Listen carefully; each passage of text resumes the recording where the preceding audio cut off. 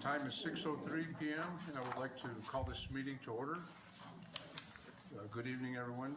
I'd like to welcome those who are participating in the Board of Education meeting in person and those watching the meeting via live streaming on YouTube. We would ask that anyone addressing the board to please use the microphone at the podium and to identify themselves for the record. As a reminder, the link to the meeting is on the district web page under Board of Education. The streaming will run through the end of the meeting. In the event there's a disruption in the streaming, I will pause this meeting until it is reestablished.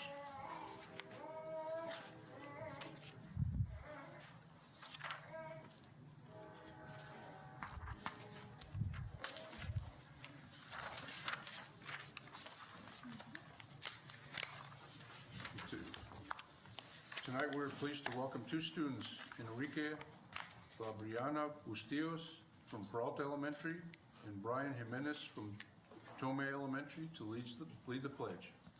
Please come up, gentlemen.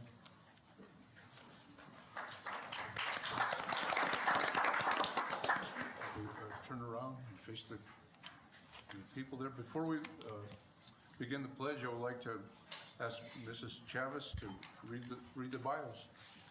It would be my pleasure. The pledge leader representing Peralta Elementary tonight is Enrique Labriano Bustillos, also known as Kike. Enrique is 12 years old and currently a 6th grade student at Peralta Elementary. He is a son of Adriana de la Torre and Mario Bustillos.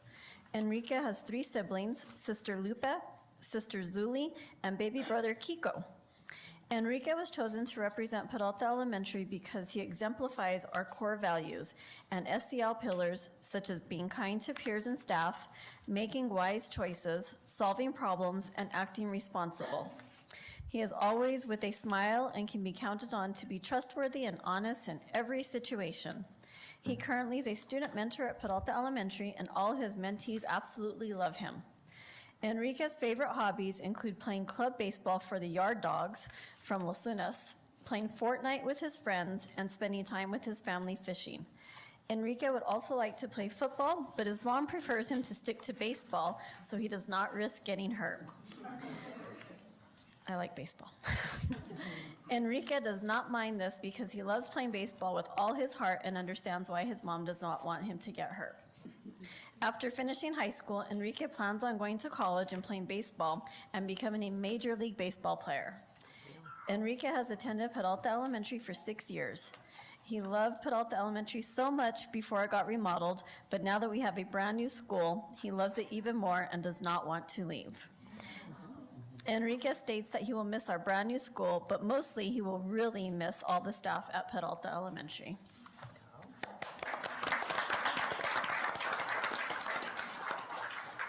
Brian Jimenez is a 6th grade student at Tomei Elementary. He has been a student at Tomei since 2nd grade. Brian lives with his dad, mom, younger brother, and sister. He has 1 dog, Max, that he helps take care of and feed. When he's not at school, Brian likes to use his Lego sets, edit videos, and attend car shows with his family. Brian's favorite thing at school is hanging out with his friends at recess. His favorite subject is science because he likes to learn new things, and they built prosthetics this year for science. Brian plays basketball and soccer. He has been playing soccer since he was 4 and basketball since 2nd grade. He enjoys sports and even attends the extended PE after-school club at Tomei. When Brian grows up, he would like to be an F1 driver and race cars. Very cool. Brian only missed 1 day of school last year and won the alternate position in the school spelling bee for this year. His hard work and desire to learn helped Brian be one of our world's best students at Tomei. We are pleased to have him represent us and look forward to seeing all of the wonderful things he will continue to accomplish as he progresses in his educational endeavors.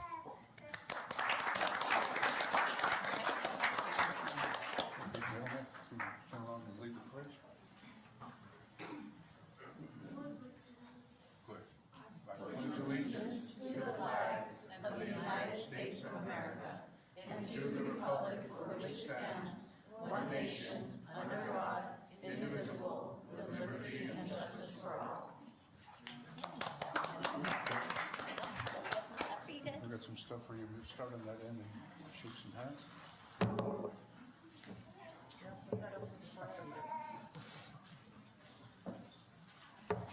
Oh, yeah. Everyone has something new. So, all right. And baseball. Thank you so much. Telling you. Something for you. Good job, guys. This is kind of like trick or treating. Yeah. Congratulations, F1s, right? There's certificates right here. There you go. Oh, there should be two certificates. Oh, yeah. Here, Oh, there you guys go. You gotta take one for your brother or cousin or whatever's over there. There you go. Yeah.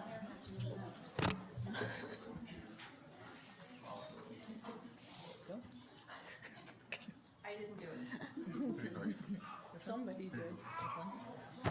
I said, all of my candy has nuts, and they said, who did that to me? There you go. Very nice. Thank you, guys.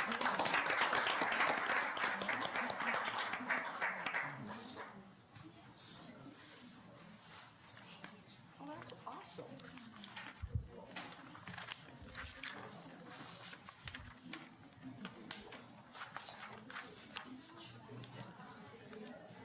Thank you.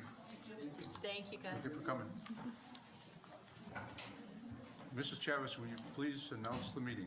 This meeting has been announced in accordance with the New Mexico Open Meetings Act and the Los Lunas Schools Open Meetings Resolution, and is a legally constituted meeting of the Los Lunas Schools Board of Education.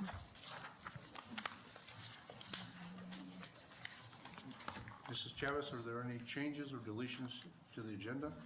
Yes, tonight we have two deletions to the agenda. The first deletion is item K3A, approval of purchases, SHI International Corporation Digital for Technology Department 31600 3 mil.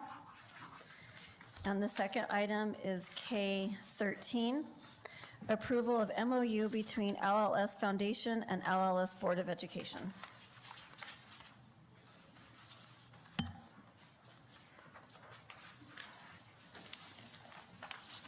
Okay, we have two items removed from the agenda. That's item number K3A, approval of purchases, SHI International Corporation, Digital for Technology, Department 31600, 3 mil.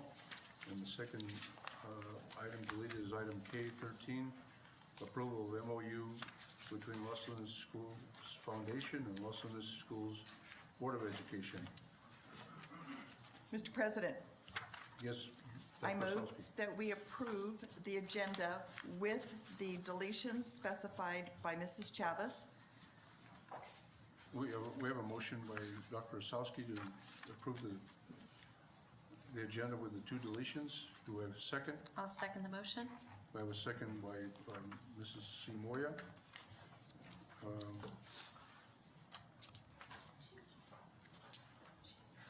Okay. Mrs. Sanders, how do you vote? Yes. Mrs. Simoia, how do you vote? Yes. Mr. Vickers, how do you vote? Yes. Dr. Osowski, how do you vote? I vote yes. And I vote yes.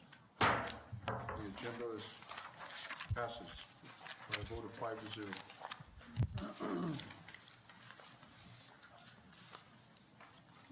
Okay, next item is public comment.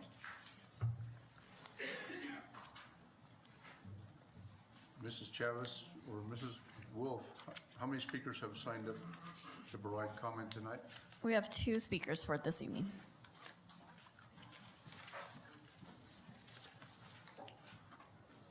Okay. Before we move to public comment, I would like to remind our audience that the board's procedures for handling public comment, which are found in Board Policy B-2150BEDH. Public comment is limited to 5 minutes per individual speaker. However, the board president may further restrict or waive these time limits based on the number of speakers. The board welcomes public input. The board does not prohibit public criticism. The board does not prohibit public criticism or comment upon personnel matters, but does discourage personal attacks on board members, staff, personnel, and other persons. Presenters are cautioned that statements or representations concerning others that convey an unjustly unfavorable impression may be subject to the presenter to civil action. Any person making public comments shall be solely responsible for the content of his or her comments. The board neither adopts nor assumes responsibility for any comments made by the individuals during the public comments section of the board meeting.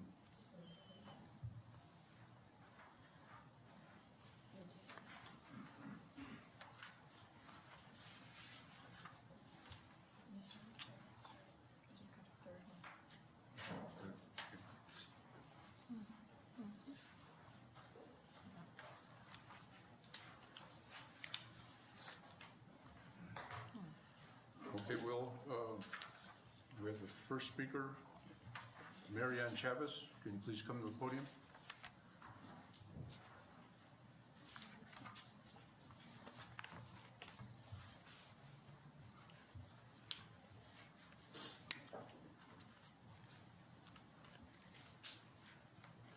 Good evening. Good evening. Good evening, Mr. President, members of the board. Superintendent Chavez, thank you for giving me the opportunity to speak today. My name is Mary Ann Chavez. My current role is academic coach at Peralta Elementary. I'd like to take a little moment to introduce myself. I have proudly served the Los Lunas School District for 27 years.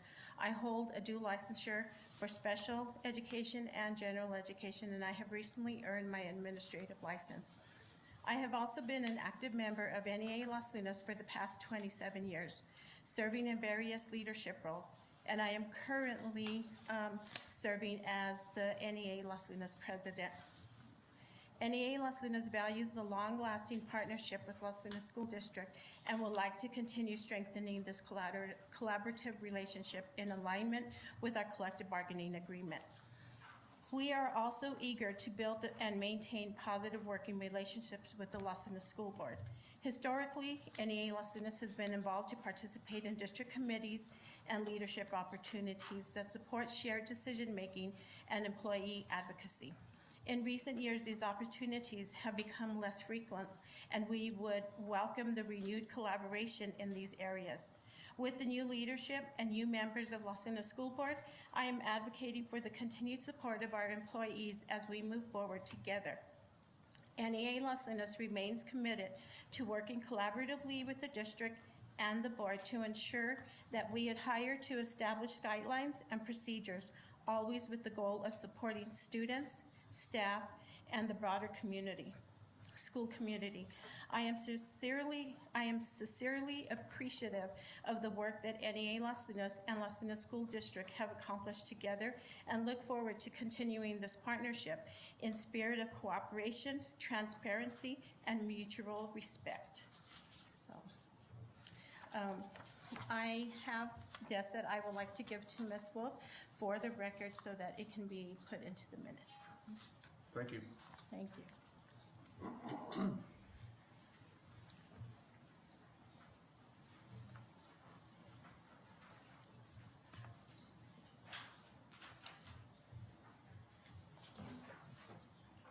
Next person to speak is Amber Rodriguez.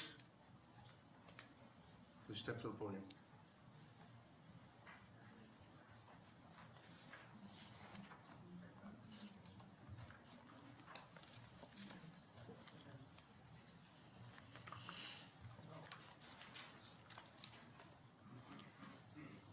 Good evening, school board members, superintendent, Madam Superintendent Chavez, and fellow citizens of Valencia County.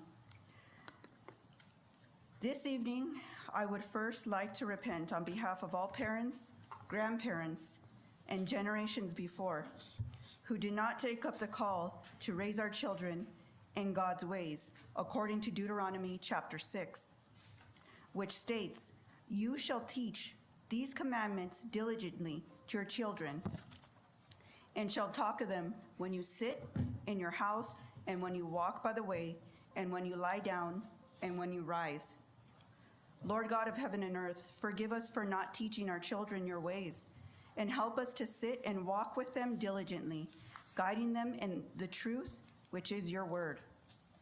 Ephesians 6 states, "Fathers, do not provoke your children to anger, but bring them up in the discipline and instruction of the Lord."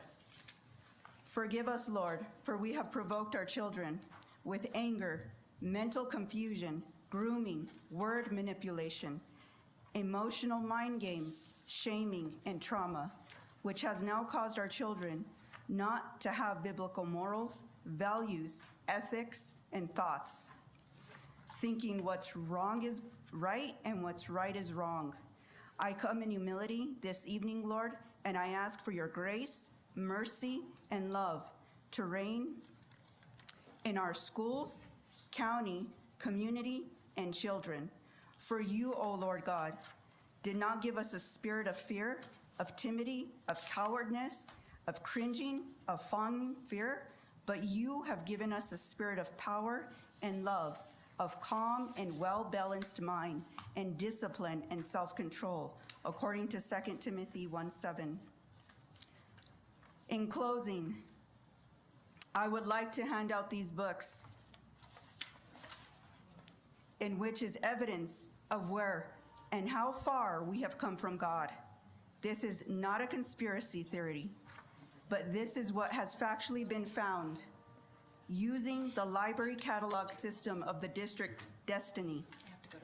I would ask you school board members and Madam Superintendent Chavez to heed the evidence that was found and kindly consider the books that are allowed within our school libraries.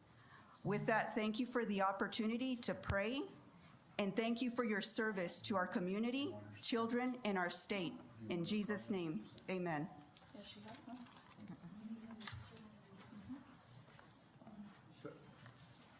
Thank you. I don't think she has it.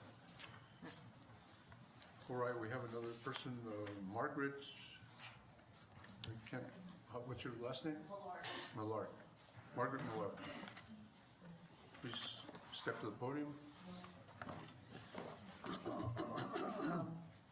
So I am a native New Mexican. I went to schools in Albuquerque and kind of came here to ride horses. But anyway, this place has a real place in my heart. So I also moved here in 2004 and started teaching on a provisional license with Los Lunas Schools. So it was a great honor because these are really worthwhile kids. And I'm concerned about the books in the library, which wasn't a problem 21 years ago, but there are some wonderful books out there. There's books on the Holocaust that I wasn't exposed to, wonderful children's books that deal very nicely, even at a fourth grade level, with the Holocaust, which I didn't even know about till I was like in 8th grade or something. And to be honest with you, I was shocked. I grew up just down the road. We left our keys in our car, my parents did, unless we were going to Santa Fe. And so we can't exactly go back, but something was working then. People kind of did what was right, what was sensible, and it's a little bit different. I'm a little bit scared about what's going on in the financial world and everything else. So I'm just urging you to do, just follow your conscience, and that will work. I know a lot of you from previous board meetings, and I even ran for Sonia's district, and I just think you're wonderful, and I can't tell you how wonderful these children are. And I also work in the vaccine choice platform because I have a vaccine-injured kid, and from way back, from 1978. And we lost that battle because of money over kids. And I'm pretty much throwing in the towel because we were fighting over 7 vaccines, and now they got it down to something below 72 or 78.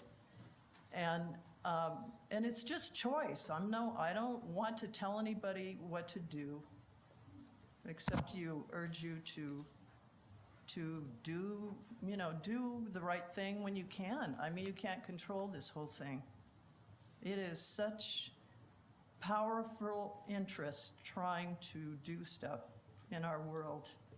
And to me, this state is important. And when they publish things that say we're 49th or 50th, that's not true. They don't even know what you guys do. They don't know what you're up against. They're comparing you to other states. And I can tell you, I've taught school in California. This is better.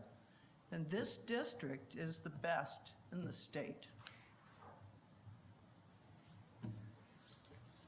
That's it. Thank you.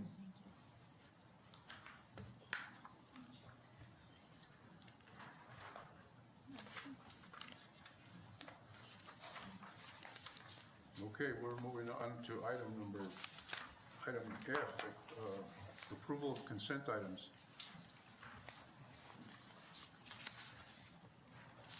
I would stand for a motion regarding the consent items. Mr. Chairman, I move that we consent the entire consent agenda with the exception of item J, approval of the Los Lunas Annual Preventative Maintenance Plan update. K3 was eliminated, but K3B, audiovisual integration systems, doing business as data links, fire alarm upgrades for VHS 31600, 3 mil.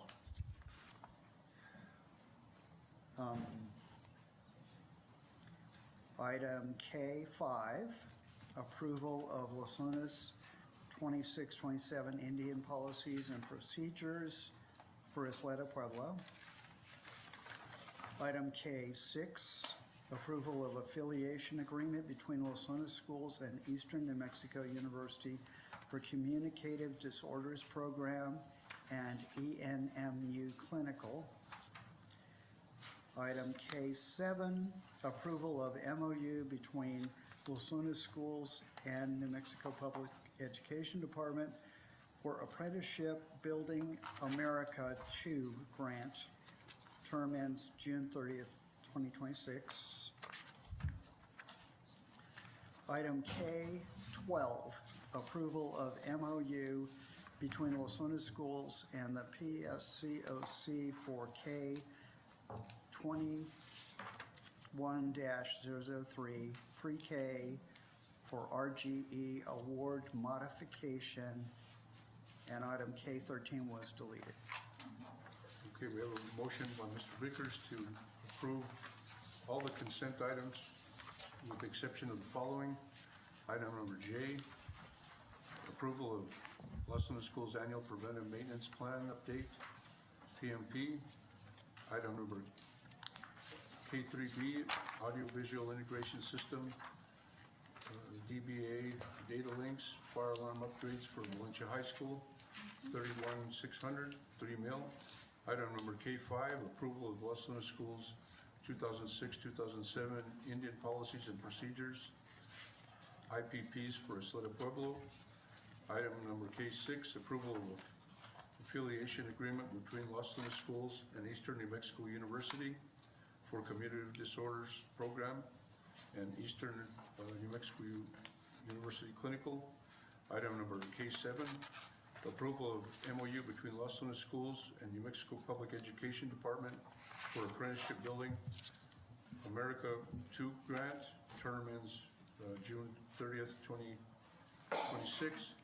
And item number K12, approval of MOU between Los Lunas Schools and PSCOC for K21-003, pre-K for RGE/award modification. Do we have a second? So moved, or second? We have a second by Dr. Osowski. We have Mr.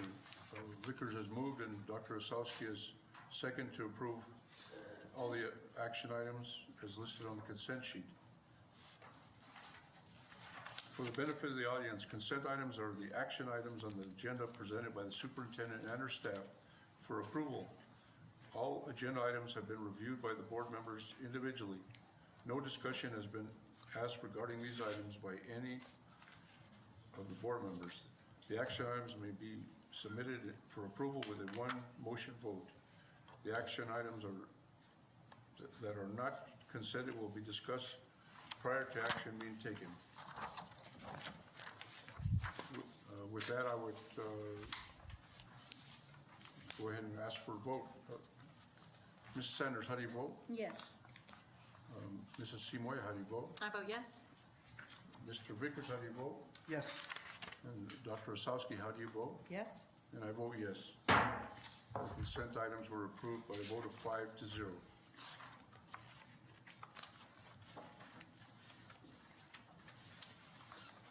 Okay, with that, we're going to item H, the superintendent of schools report. Susan D. Chavez, superintendent. Thank you, Board President Otaro. I would like to invite Mrs. Tiffany McMinn to the podium to provide our monthly construction update.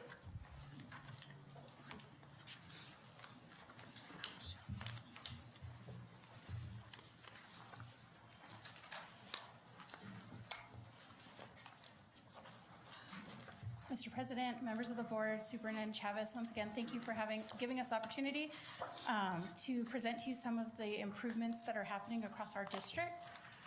And so for the month of January, we'll start by talking about a couple of the smaller projects we've had. One is Raymond Gabaldon Elementary Library roof repairs. With the winter we had and the tremendous rainfall, we had quite a bit of water penetrate that roof, and we were able to somewhat open it up, dry it out completely, patch and repair that roof, and seal it up and coat it. With that being done, we are now focusing onto the interior of the building of that library, which we're placing the full ceiling tile replacement, flooring replacement, so we can get that library back operational for our students. So now that the roof is good with the last rainfall, we didn't have any leaks in there, so we're able to move forward with the rest of the repairs. During the Christmas break, we also saw some flooring replacements around the district. Some took place at Valencia Middle School, Catherine Gallegos Elementary, and Los Lunas Elementary. Some were carpet, some were a mix of carpet LVT as we continue to remove VCT tile from the district. And then also, we recently completed kind of a lighting refresh on our sports lighting at Los Lunas High School baseball, softball for the upcoming season. We went through that, did an evaluation of ballast and lighting that needed to be repaired so we can bring in the proper lifting company to get those lights all operational. We also have continued making improvements around LLE, Los Lunas Elementary, with drainage. So that's kind of some of that washout that we were seeing from the roof drains and the erosion have now been filled in, and we were able to utilize our maintenance in-house staff to complete that project. Next, we'll give you a bit of an update at Peralta Elementary. As many people that have probably driven by can see nice green turf go in. These pictures were taken a week ago. It has been completed, all the greens in. They're finishing doing the infill today. We do a walkthrough tomorrow, and hopefully after that we can open this up for student use. So we'll be adjusting the perimeter construction fencing, so we still have the exterior permanent fence to do, but we will make that a secure perimeter to allow students to use. You will also see the front construction is heavily underway, which will, once completed, will serve as the main parking lot to the school and parent drop-off and pickup for pre-K and kindergarten next school year. The next slide we were not able to open the full playground, but we did open a section of it for students. I was fortunate enough to be there when they made the running wall lineup and released them all at once. For their first time being on the playground, as you could see, we're able to capture some of those smiles and see students on there. Even though it was a smaller section, they were really grateful to have a more expanded space in addition to the basketball courts, to be able to go run around and get those wiggles out. So as we continue finishing the playground and getting those inspections completed, we will open up more parts of that for the students' use in the coming days. And then another project that we've been able to tackle steadily with our maintenance staff is ceiling tile replacement at Tolmet Elementary. So on the left-hand side, you could see before kind of that color and a lot of that black staining that has come in from the ventilation. These are original ceiling tiles to the school, most of them.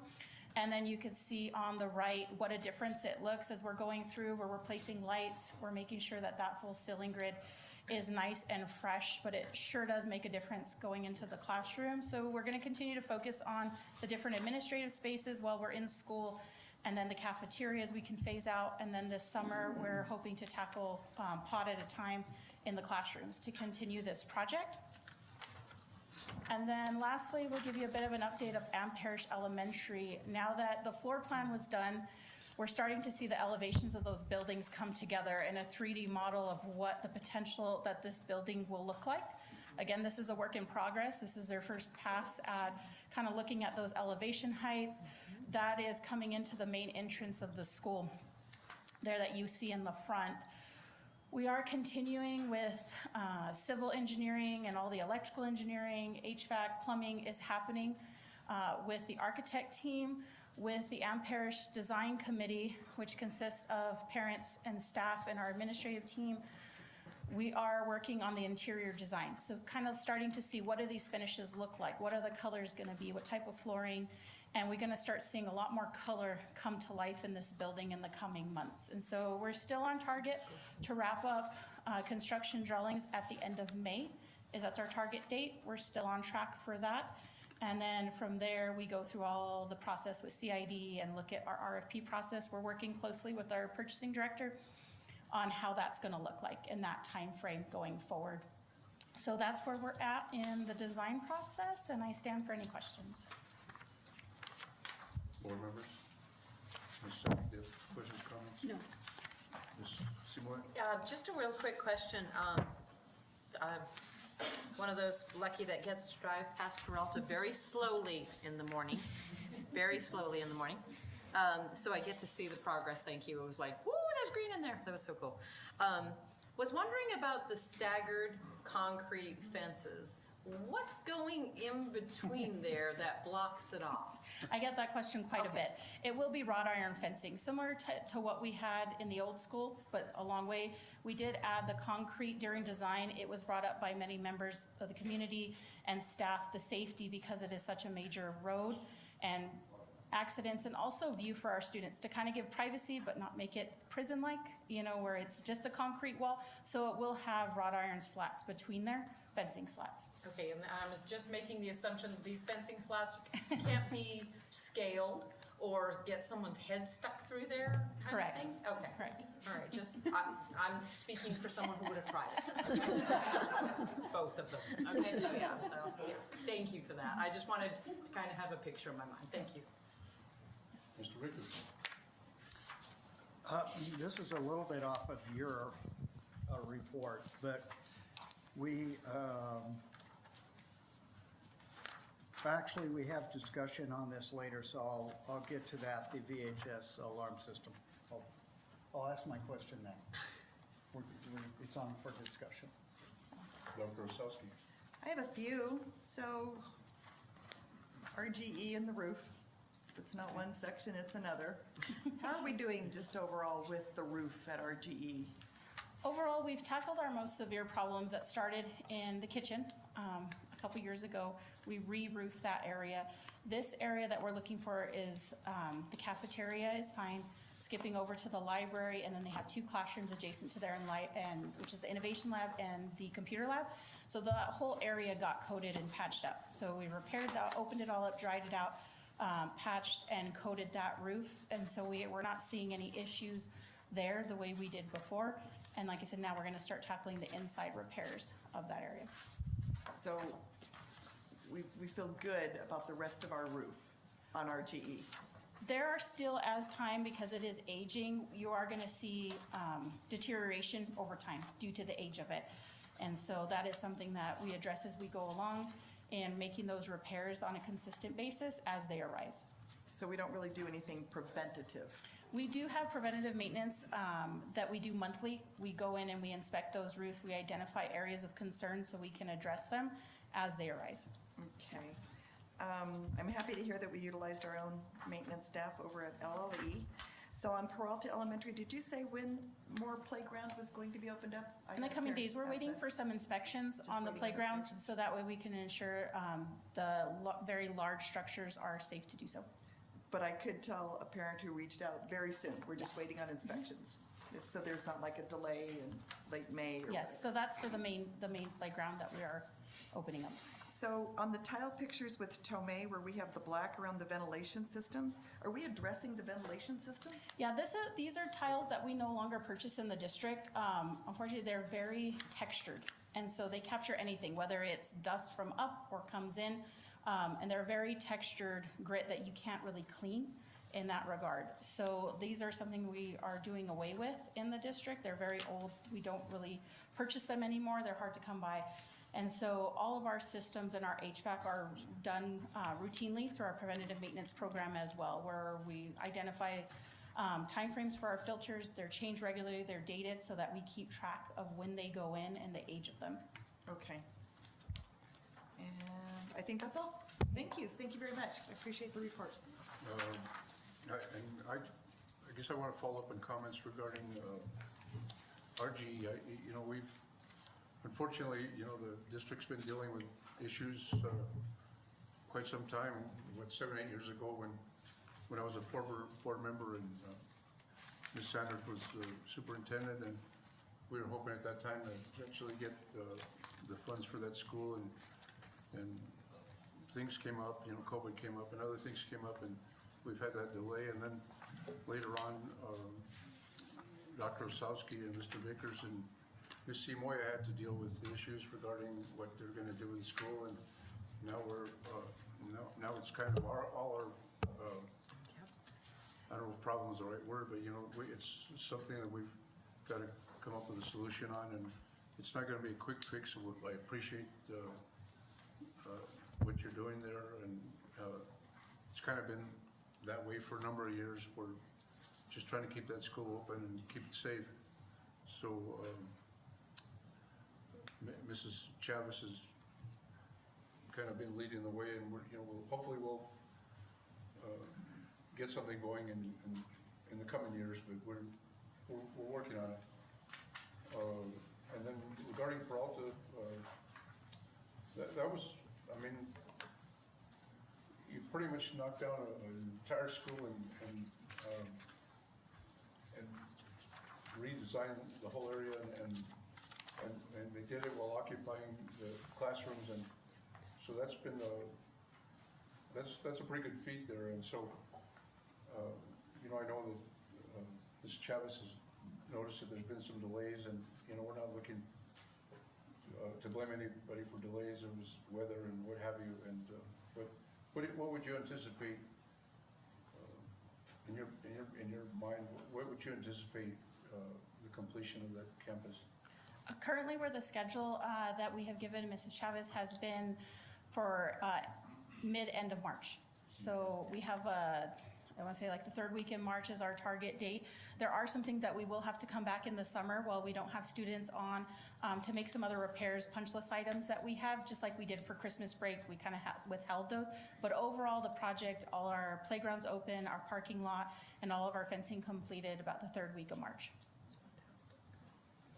Thank you. Thank you, Mrs. McMahon.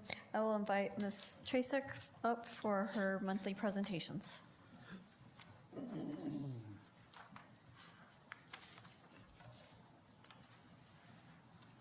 Okay, Mr. President, members of the board, Superintendent Chavez.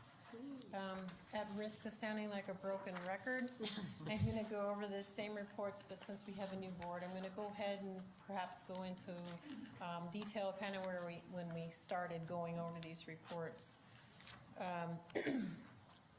And this report we have is information that I pulled in January 14th.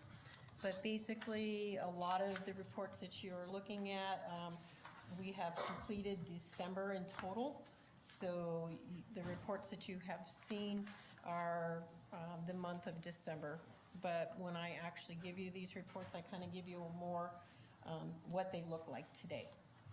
So the first one we have is the expense report. The first column has the fund number, which is the number that I usually kind of will go by, I will mention. The next column has the description of that fund and kind of helps, I'm sure not everyone has those numbers memorized, so gives a little better description on those. The next column is our budget authority amount, and that is the amount that we have in our OBMS system that we are allowed to spend on that particular fund.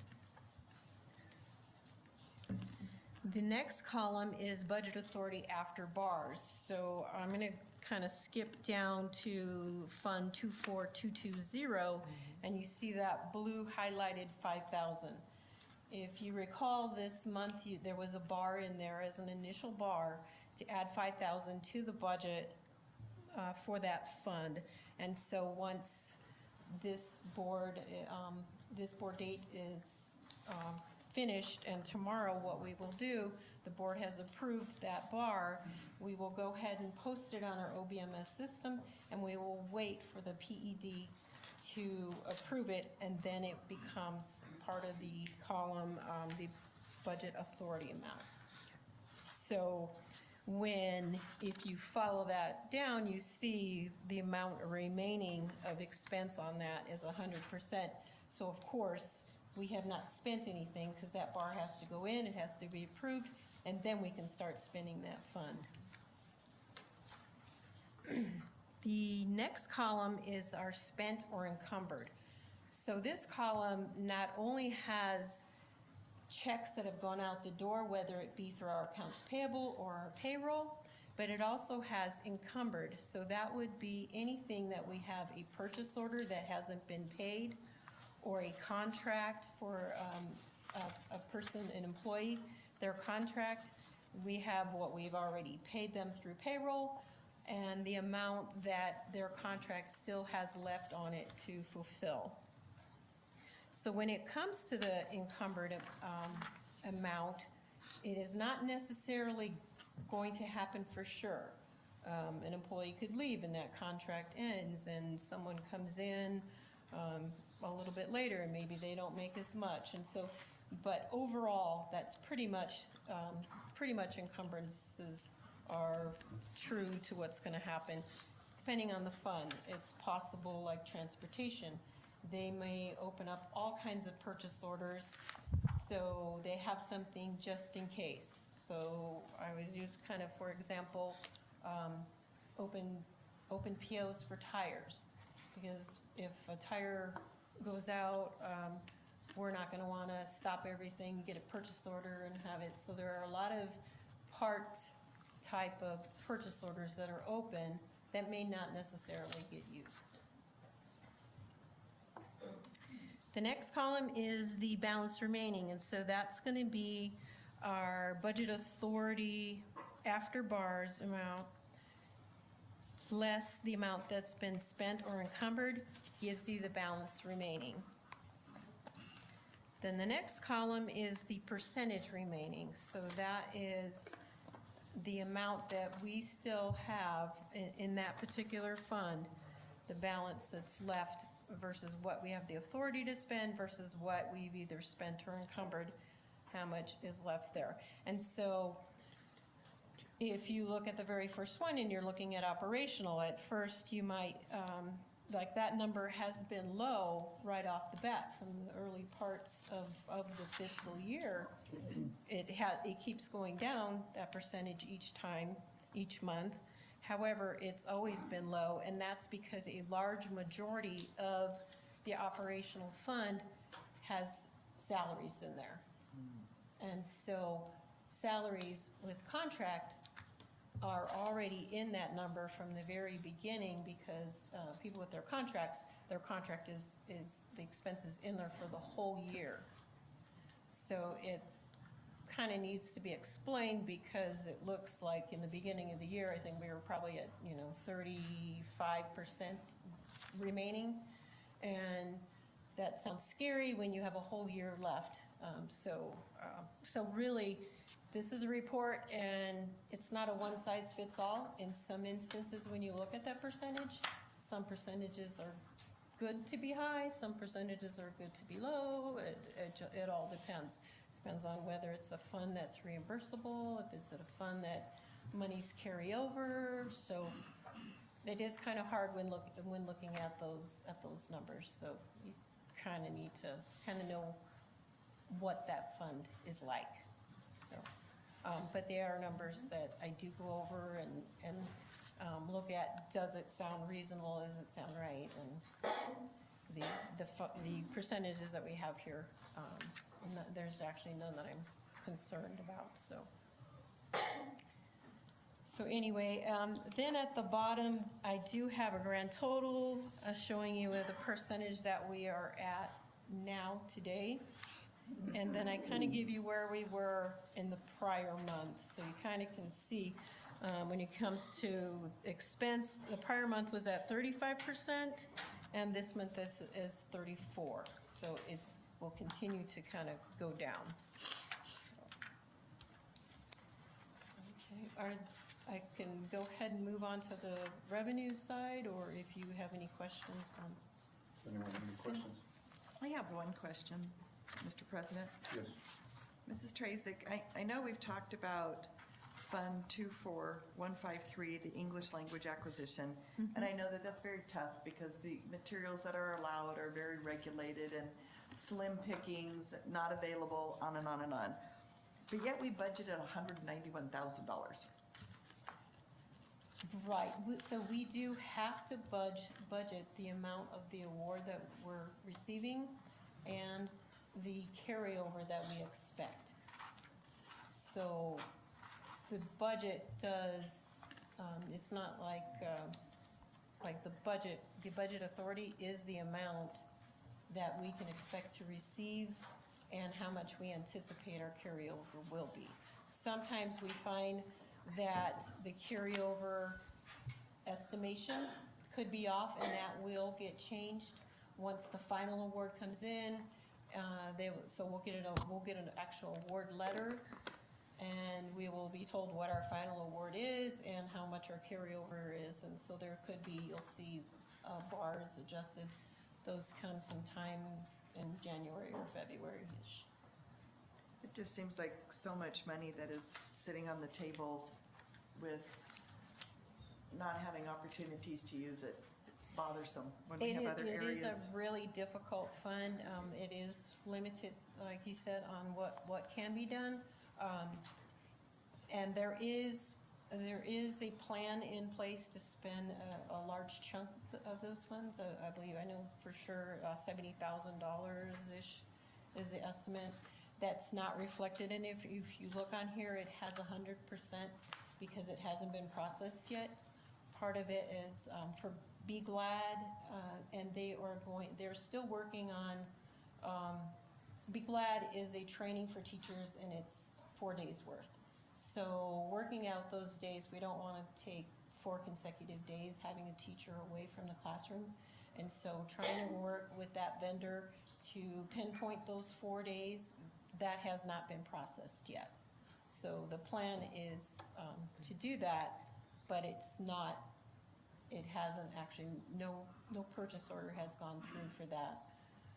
Also, some of that is going to be when those teachers are gone, there's going to be some substitute pay.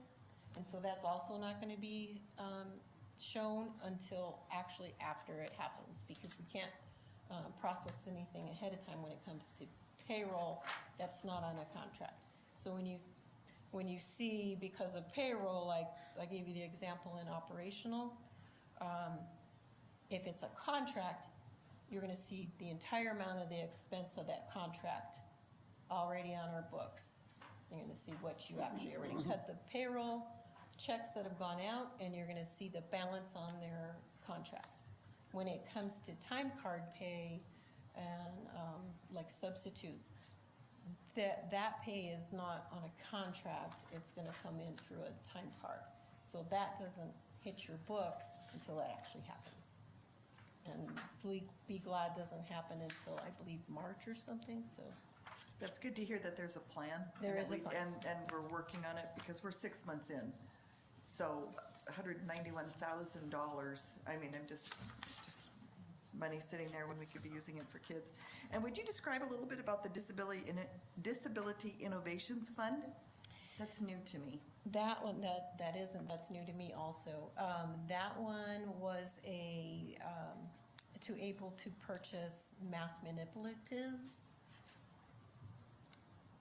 So and perhaps Board Member Osowski, that is a new fund that PED is allocated. We're one of a handful of school districts to receive that small fund, and we are using it for our Launch to Success program to help our students with math literacy skills. Thank you. That's all the questions I have. And one other addition to the Title III funds, that was one of the funds that was frozen at the beginning of the school year. So we were not sure what we were going to receive until probably late October, when those funds were actually dispersed. So some of these do have higher percentages in expenses that have gone through. And so they're not all of these have started come July 1st or the beginning of August. Some of those, just like the one you might see a high percentage in that for a little bit, and then you forget that it was something that didn't start right away. And so some of these percentages can be deceiving when that happens, when you, I believe the attendance one, that was another one. Then we had budget authority that PED told us, don't spend yet, don't spend. And so we now do have the green light on that, but it delays. And so. Ms. Sanders. Thank you, Mr. President. Ms. Tracek, on the HQIM implementation grant, I just have a curious question. It looks like you haven't received any of that money yet, but I'd like to know what is that, who's it coming from, and what sort of materials were written into the grant? Okay, so can you give me the fund number on that one exactly to make sure I'm And that's on the revenue, which you haven't gone over the revenue yet. right? Do you want me to? That's okay. I'll bet you can figure it out. 27527. It's HQIM, high quality instructional materials. 150K. Okay. Ms. Travis, can you assist with that question as well with the HQIM? If you can step to the podium. Thank you. Mr. President, members of the board, Superintendent Chavez, that is a grant that was written by our department, and that high-quality instructional implementation grant is to help with our science implementation of our new adopted materials. So it's all centered around that, and it's helping to be able to provide support to our teachers for our new implementation of our TWIG, high-quality instructional materials. So was the grant specific to science? Yes, ma'am. But you have none of that money yet? No, we did not as of that point. Okay. So on a fund, but on a fund that we, that would be a reimbursable fund, you're always gonna see a large delay on money coming in on those types of funds. So by the time like right now, we finished December. So we have to complete the month before we're gonna ask for RFRs, because we might find stuff that we haven't posted, so we're gonna tie our revenue and make sure our revenue is all tied before we ask for any type of reimbursement. So the month has to close, we have to go through, and we're talking, you know, everything that's gone into the bank. And so we are tying to the penny on all these things. So there's a slight delay on that. Then we go ahead and we go through all the RFRs, collect all that information, make copies of every single thing, every invoice, the check copy, invoice copies, purchase orders. There's a lot of work that goes into these requests for reimbursements. Once that goes through, we process that through the OBMS. It goes through multiple people at the PED. They approve it, they cut the check, then we go and post it. We wait till it's been posted, that month's been closed, and blah, blah, blah, blah. So there is quite a bit of time. So we have to, so when you look at that and you see 150,000, some of these funds, that's what we expect to receive in the whole year. And so we may have budget authority, revenue expected, an award that we receive for 150,000, and the first month we might only spend 20,000. So this is why and this probably ends June 30th, and you probably have to spend it when they finally get it together, like at the very end of the summer. You know, yes, you never know. I mean, it's, like I said, these reports are not a one-size-fits-all. I mean, I think the worst one was receiving an award, going through everything, and having to spend it that day and post the RFR and get it done. So you never know.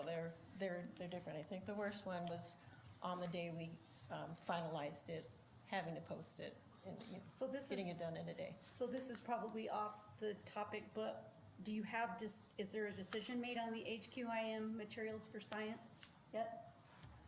You know what you're buying? With the Director of Secondary Programs, she has been sharing with us, and she will Ms. Chavez, can you approach the podium? Thank you. The Director of Secondary Programs has a plan to spend it. She says we've been spending since November with it and how she's implementing it. There's even like monthly calls that they have to be on, so she has a plan to have it spent down. And it's still supporting our TWIG implementation. So what are the materials? Right now, we've been using it for professional development, to bringing in those presenters to be able to support our students within the schools and the teachers with that. Doesn't go far, does it? No, it doesn't, but she says it will be spent down, so don't. Thank you. Yes.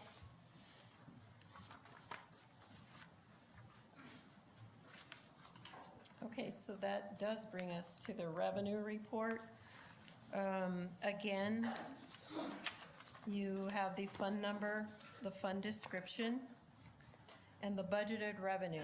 And so when you look at the budgeted revenue, I am budgeting just for revenue, which in some funds, that'll agree to our budget authority amount.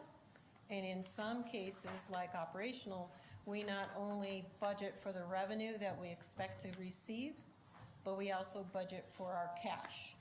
So on the expense report, you're gonna see that our budget authority is greater than the budgeted revenue. So, but not all funds are that way. Some funds are just the award. They don't carry a cash balance. And so they will directly agree to budgeted revenue will be the same exact on this report as it will on the expense report. The next column is the revenue received in total, so that is what I will see coming into the books this fiscal year in total.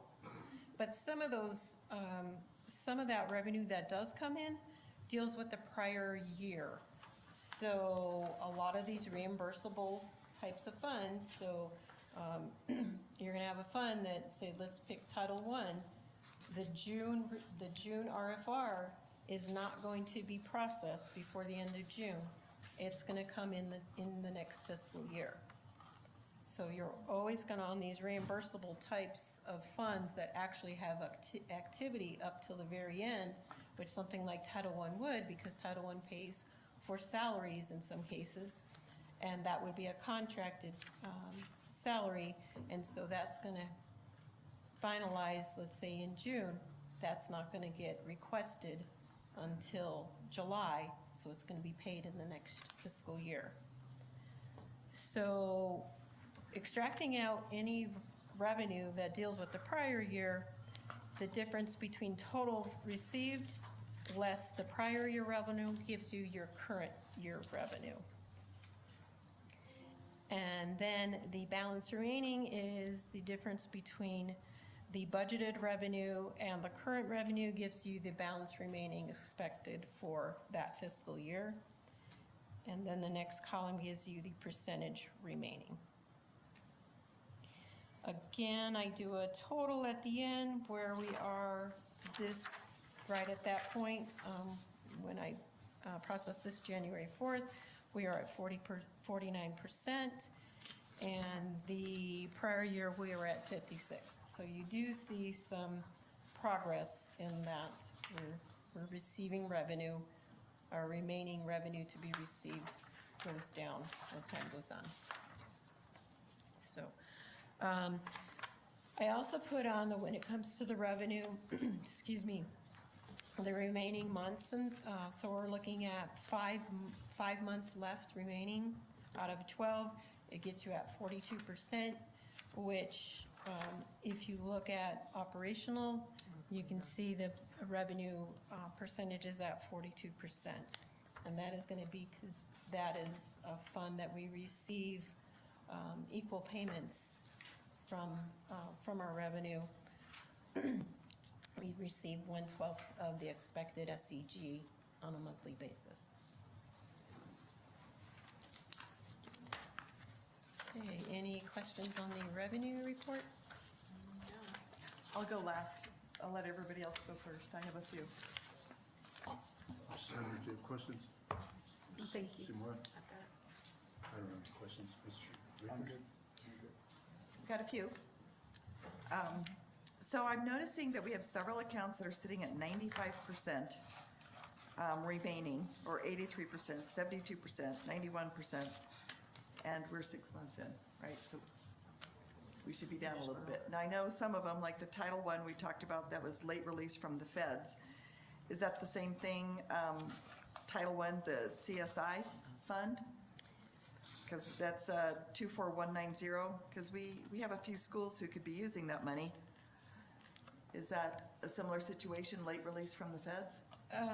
That one I do think was one of the later ones released. So, and also I'd like to really kind of point out to remember that when you are looking at that budgeted revenue, you are looking at so when you're looking at this particular fund, this is a federal fund that is reimbursable. So when you're looking at budgeted revenue, we are showing you what the budget would be for the award for the entire year.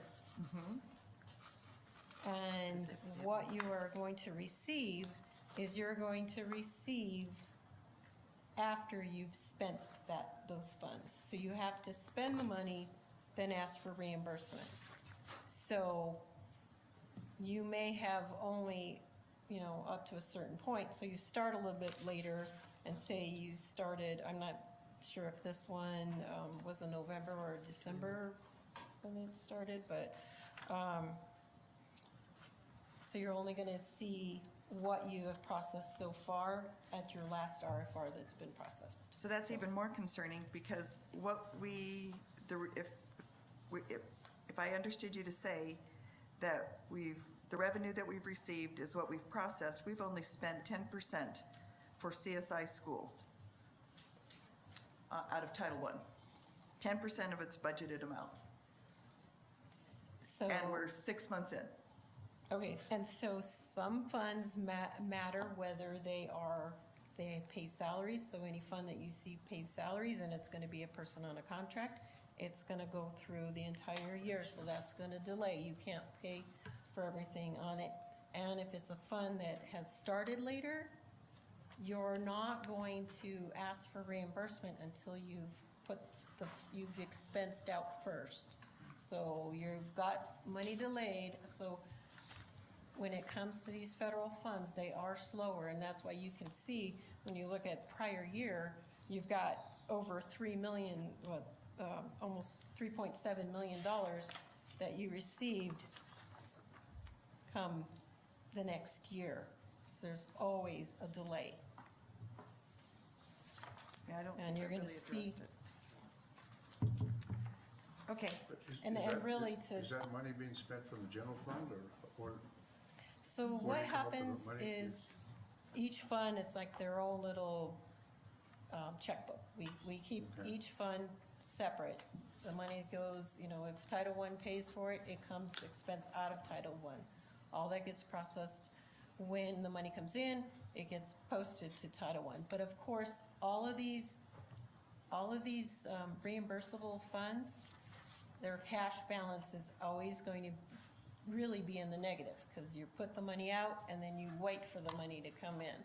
The only way it's not gonna be in the negative is if you finish spending the fund before so let's say you finish in April. Well, by June, you should actually have a zero balance in your cash. But something like Title I, that's gonna have salaries up to June, it's always gonna be in the negative. Always has, always will be. So, I think the question, Ms. Tracek, is we have to have our general fund to help pay for those until we get reimbursed. Yes. So yes. what we do is we do calculate it out, it's gonna have a negative, and then what we do is we say that it's like a paper entry for operational loans funds to, say, Title I, because you can't have a negative balance, you can't have negative cash. So, operational, the general fund, loans to any of these funds. So all of the funds will either have a positive cash balance, or they're gonna have a negative cash balance that operational then has to loan, which makes it zero. So they'll loan each month operational, and so that does total up. And so if you look at the financials when the audit is complete, you will see that we have funds where operational has loaned to it. And so when we get our audited cash, we do extract that out to get a true balance of what's really in operational. So, but you have to have healthy operational funds to be able to loan all of these reimbursable funds. and that's not just limited to federal dollars, it's state dollars State- also, right? state, PED. yes. So Correct. you've There are- got to put the money up front and wait to be reimbursed. That's what you're Correct. saying. Okay. Which, I mean, this, It's the nature of the game. I don't mind doing it and loaning to a fund that's gonna, is valuable to the district. So if we have it, we just have to always make sure that we do have those funds available to loan that out, because we cannot be in the negative overall. Yeah.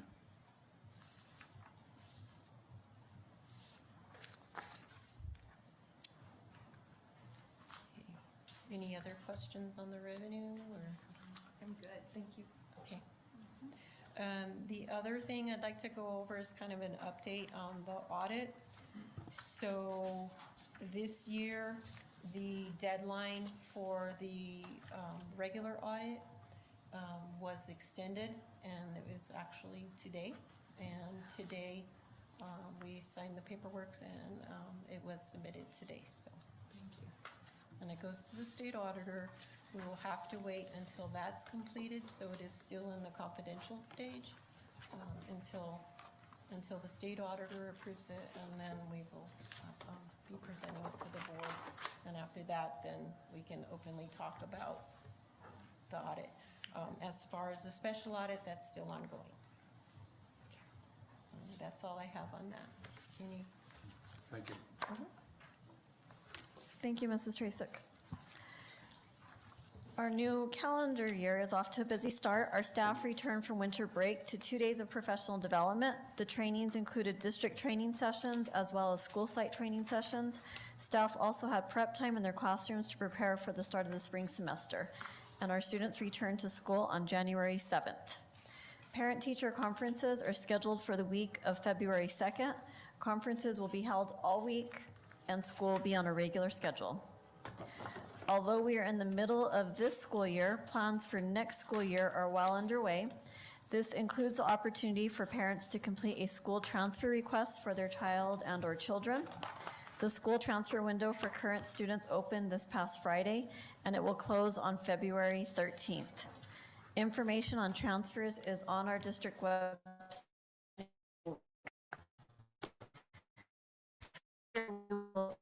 Any student transition to the system is well underway. A new system will be shared throughout the transition process. I'd also like to welcome a new member to our administrative team. He is here tonight, Mr. Jonathan Bach. He is our new assistant principal at Bosque Farms Elementary.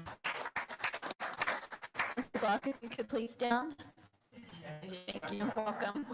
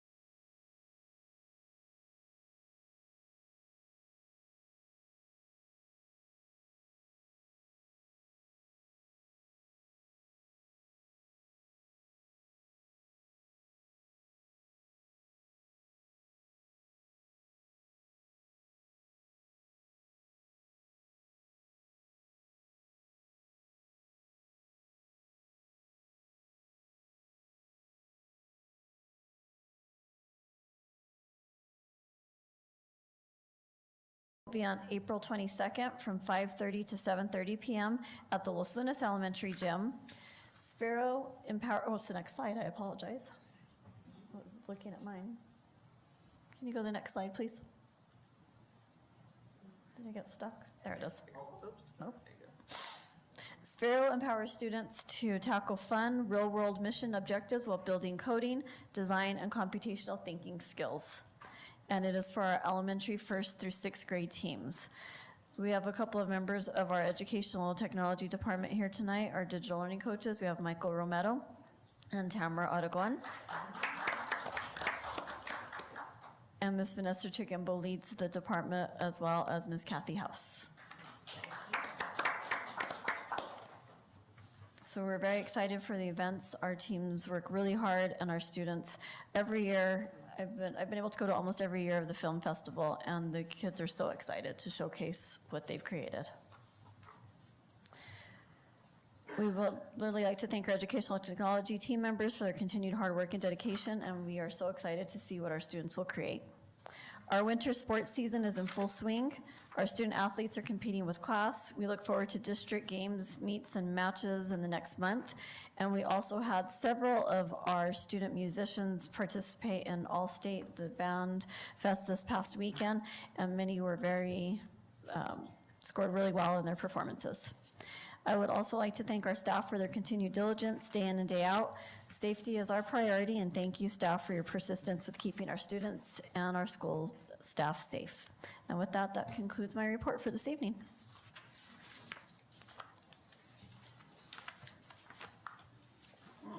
Thank you, Superintendent Chavez.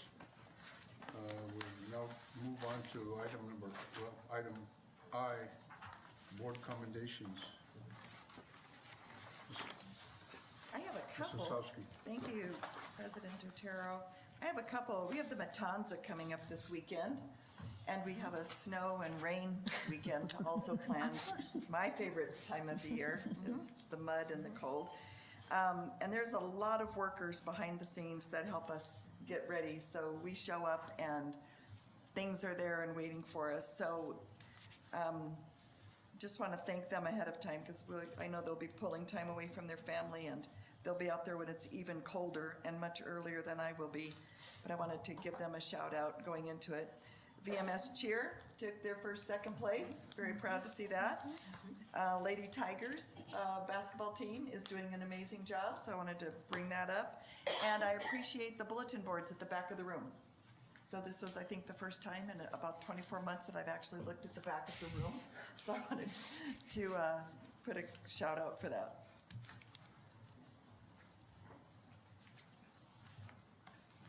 Mr. Vickers. I wanted to follow up on one of her shout outs. I know that the Los Lunas girls basketball won the tournament over the weekend. And in today's sports page, I think, or maybe it was yesterday's, they got a lot of kudos. And the writer even mentioned they might be headed for a no-loss season, that they're that good. So I just thought we should make sure we mention that. Thank you. Samoya. Absolutely. I want to go ahead and echo Dr. Ozowski's sentiments on the team for Los Lunas that does our Matanza every year. I am really good at serving, so I will really be there to help serve, which my husband said, what do you mean you're not going to be there at 5? Okay, so I'll be there about 5:30, 45-ish, okay, for that. I also wanted to shout out to our SROs. Our middle school hosted a middle school wrestling tournament this weekend, which is kind of like herding cats in controlled chaos if you've never been to middle school wrestling. Our SROs were there and to protect, number one, the athletes, the coaches, the parents, the staff that support. They had to eject one parent for rushing the mat, and they did an excellent job in doing so. They were graceful, they were professional, explained to the individual why they were leaving the building, and warned not to do that again in our school and gym. Protected that wrestler that was on the mat. So I got to witness that and thought it was incredibly professional. So please, shout out to your team. Thank you so very much. That's all. Thank you very much.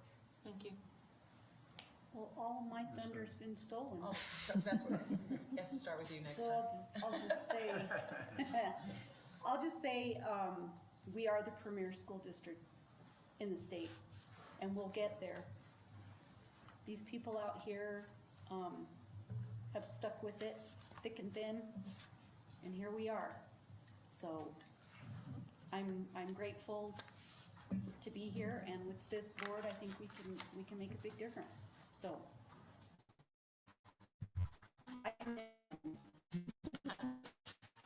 Thank you. I just thank the two young gentlemen, Enrique Bustillos and Brian Jimenez, for taking the time to come and help us out. I've noticed on the Remind that there's a real effort on getting kids in school, and I think that first of all, we need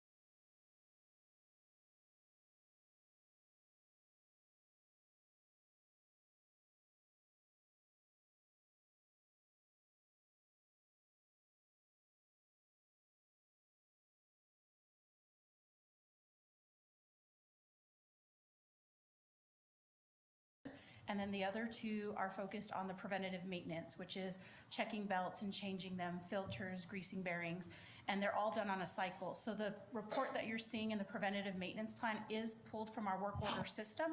Therefore, there's a work order that is routinely checked, whether it's monthly, quarterly, annually, that generates for these PMs to be taken place. So they're all on a cycle where they're not happening all at one time, but they're throughout the year where they're able to maintain it. Okay, and then I noticed your organization in your office, and you have someone that's, let me see where they're at, they're handling responsibilities, including warehouse oversight. I mean, and I'm not seeing any warehouse staff. Is that, how would that oversight occur? We do have 4 warehouse employees that handle all of our receiving and deliveries and inventory of that warehouse. And they're part of your department? Or? Correct. There is a section that describes what the warehouse workers do. However, we don't have them all listed out within the org chart, only more supervision that you see on there. Okay. Well, you know, I understand this is a living document, and it's something that you gotta, you know, and I know that the Public Schools Finance Authority, that's who you have to report to, right? Or No. PSFA or who? This is PSFA, Yeah. the Facilities Authority, Oh, Public Schools Facilities, okay. Facility Authority, yes. All right, and I know that we have to have all that in place in order for us to be eligible for projects. You know, it's a big district, and we have some old schools, and we have a lot of new schools, and a lot of intermediate, and you know, things happen. So that's really all I have right now. I mean, it just seems like an awful lot of responsibility, and but you know, it's a living document, and I know you have to update that constantly. So that's all I have. Thank you. Oh, we have a question. Ms. Sanders. I have a question. I'm misinterpreting, or maybe there's a typo, but on page 8, it says sustain a monthly at or below 25% work order completion rate. So is it your goal to complete 25%? What we have to complete is 25% and within the 30 days of when we receive those work orders. And we can maybe look at that and give some better clarification on page 8. Yeah, just say we're gonna do 80%. Aim higher. Not like we Yes. get a lot of work orders around here, right? I think it's the at or below 25%. Yeah, I think The that- below yeah. is what got me when I read through that as Yeah. well. So, At least, maybe. okay. Do you have any other comments or questions from board members? Just a quick comment from having to, and a lot of outsourcing for maintenance is going on right now, both for vehicle maintenance and for HVAC systems. You just can't keep an HVAC person. You're competing with TLC, DRB, you're competing with a lot of contractors. So kudos to your team. Basically, when I read through this, I was really impressed with their licensure, and it does say you've got a couple of vacant positions that you're trying to fill. So kudos to your team that stays here, your electricians, your HVAC, and just general staff. I really appreciate that. So thank you very much for what you guys do. It was a very comprehensive report, and I found it very insightful, so thank you. No questions for me. Write that down. What? Want that noted? Did you bold Want that? it in capital letters. Let me write that I want it in green font. I've got more coming. I just want this one noted. Okay, well, thank you. I stand for a motion on approval of this item. Mr. President, Mrs. Seymour. I move that we approve consent item J, approval of the LLS Annual Preventive Maintenance Plan Update, the PMP. We have a motion by Mrs. Seymour to approve item number J, approval of Los Angeles Schools Annual Preventive Maintenance Plan Update, PMP. Do we have a second? I second. We have a second by Dr. Osowski. Ms. Sanders, how do you vote? Yes. Mrs. Seymour, how do you vote? I vote yes. And Mr. Vickers, how do you vote? Yes. And Dr. Osowski, how do you vote? I vote yes. And I vote yes. The item is approved by a vote of 5 to 0. We'll move on to item number K3B, Audiovisual Integration Systems, DBA, doing business as, I believe, Data Link Fire Alarm upgrades for Valencia High School. We have 34 board members that have questions. Mrs. Seymour, you can start. I just had, anytime we're going to go ahead and spend money out of 3 mil, I feel it's fair to go ahead and share kind of a little overview with the general audience and the viewing audience as to what this is for, and so that we can kind of bring it up to discussion. So if we can go ahead and bring forth some conversation as to why we're doing this. Yes, absolutely. Thank you, Board Member Sonia Simoya. So the fire alarm upgrades are necessary for Valencia High School. It's an age system. It has been, many work orders have gone into updating and repairing the actual fire alarm, and it has come to the point where a complete replacement is necessary. I mean, that has also been the recommendation when we were going through the state fire marshal visits and the amount of alarms that do go off. The system, when it was installed for a different purpose at the original building, what it was designated for the Career Academy, and now it's a high school. And so when the fire alarms were initially installed, it was installed for a different reason than the current use today. So we're at a point where we need to complete an entire upgrade for Valencia High School, and we can use our 3 mil funds to support that. What is the cost, Mrs. Chavez? I believe it is $877,418.50. Quite costly, however, very necessary. It's a necessity, specifically based on, the location of Valencia High School and the ability to get resources out there quickly, the sooner we can do this. So my understanding is there's been nothing but software upgrades to the fire alarm system since it was. Correct. Wow, it's time. Okay. Dr. Osowski? Thank you, Mr. President. How did we select audiovisual integration systems to complete this work? So I'm actually turning that over to Ms. Tracek for that information. Did you just want to stay up here? We can, I got a chair right here. You could just. Get a bottle of water.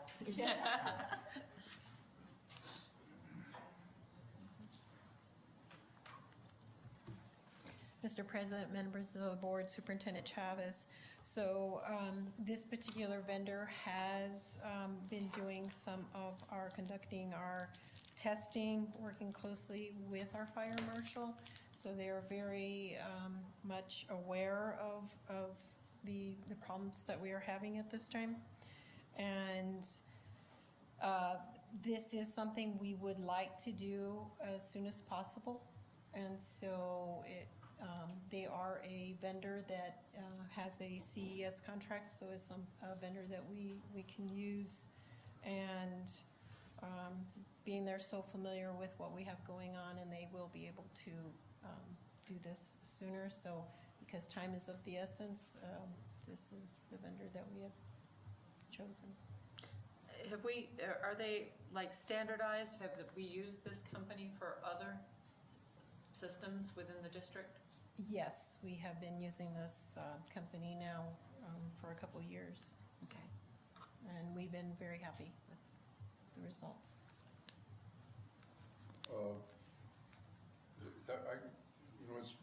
It's a pretty big job, so you want to get that started. It's not, something's not going to be pushed off till summer, then you're going to start work as soon as possible, right?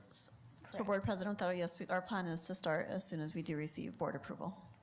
And we will have to do it when our students are not on campus or staff, because that could be a major disruption to their education with the systems going off quite frequently. Yeah, I looked at the parts list, and it's Quite expensive. It's every pull station, it's the wiring, it's the smoke and heat detectors, it's pretty, and then, it's also remote reporting, right? I mean, Correct. It goes off, where would it go to, the report? It's through our students, so it's through our text system. So our security specialist system does receive the text notifications, and I believe Mrs. McMinn receives them as well. So I know that the phones go off quite often with Valencia High School currently. Yes. Okay. Any other questions, comments? Well, and of course, we have to answer to all those notifications because you don't know if it actually is or isn't a true fire. So that's part of what's needs to be upgraded. Okay. So this is the one I wanted to comment on with Ms. McMinn. Okay, so that needs done, but we know the middle school here has had the same issues with alarms going off and neighbors trying to find out who to call to get them to come shut them off. So is there a plan to redo the Los Lunas Middle School system also? I know that we do have some plans for a lot of upgrading, and so that particular school, I'm, off the top of my head, I don't know the order. So we are looking at that school. We did see some problems that needed to be addressed, and that was when the systems rebuild was happening at Los Lunas Middle School. It wasn't a complete rebuild, but we did have a remodel at Los Lunas Middle School. So as a result of some of the wiring that happened, that's what's being addressed currently. So we're not seeing those alarms go off as frequently as they are because it is a nuisance to our community. They're loud. They do their job, but they go off when they really shouldn't. So we have been addressing that as well. Yeah, this has been going on. I mean, this last one was, it ran for a week. And, you know, in my previous term, I used to get calls and other board members would get calls. And so it's been going on for many years, off and on. I mean, I can't say it's like constantly, but it does occur. I got Very often. calls. I got calls from board members. Yes, sorry. So that's something we need to look at. Okay. Any comments besides that? Okay. All right, with that, I'll stand for motion on, Mr. President, yes, Dr. Osowski. I move that we approve item K3B, audio-visual integration systems doing business as data links for the fire alarm upgrades for VHS out of Fund 31600 for $3 million, or out of the 3 mil funds, for a total of $877,418.50. We have a motion by Dr. Osowski to approve item number K3B, audio-visual integration systems doing business as data links, fire alarm upgrades for Valencia High School, 31600 out of 3 mil. Do I have a second? I'll second. I have a second by Mrs. Sanders. Ms. Sanders, how do you vote? Yes. Ms. Seymour, how do you vote? I vote yes. Mr. Vickers, how do you vote? Yes. And Dr. Osowski, how do you vote? Yes. And I vote yes. That item is approved by a vote of 5-0. We'll move to item number K5, approval of Los Lunas Schools 2006-2007 or 27 Indian policies and procedures, IPPs for Isleta Pueblo. We have a discussion by Dr. Osowski. Thank you, Mr. President.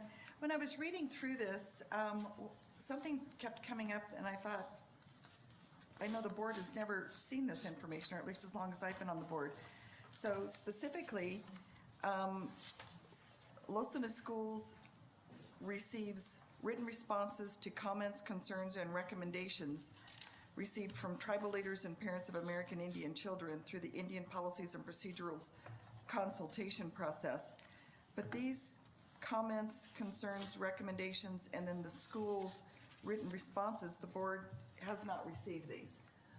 And I'm anxious to know why the board hasn't been made aware of the comments and then the written responses, as well as in item 1.3, there's survey results and the results from the student needs assessment. Again, the board, I think, should be made aware of those particular things. So I'm wondering in the IPP if we need to add in here that the results won't just be limited to